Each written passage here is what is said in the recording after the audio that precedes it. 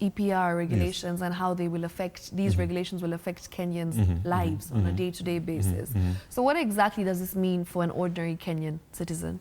Okay, for an ordinary Kenyan citizen, and we have been told to try and use language that easily resonates with layman's language. Exactly, with the common mananchi, is that that bottle of soda that you're using at home, whichever form of packaging, whether it's a sugar packaging or whatever, now there's now that requirement that there is concerted efforts between the consumer and the producer to ensure that the same is rather properly disposed, and there is very minimal environmental impacts resulting from the utilization of such products.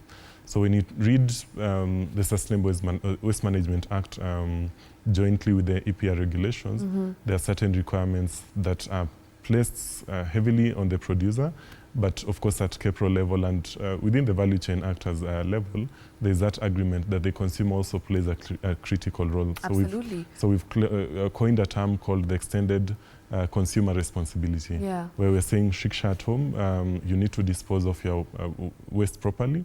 The first step, of course, is looking at you placing the waste in the bin. Yes. Because unfortunately, we have been brought up in a culture where it's okay to dispose of waste on the from roads, or on the streets. Exactly. So the first entry point for us is that the consumer needs to first be aware that they need to put it in the bin.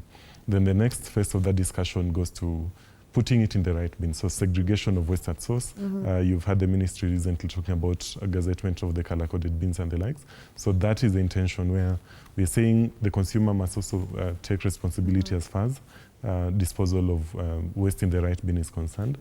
Because as ironical as it may sound, and being that KEPRO has been in operation since 2021, we've been working with recyclers. And does it make their life easier? Because, you know, when you have color-coded bins, for instance, or when you're disposing the waste in a responsible way, does it help recyclers and does it help waste collectors do their job better? Yes. And sort of what I was alluding to is that we've been working with recyclers since 2021.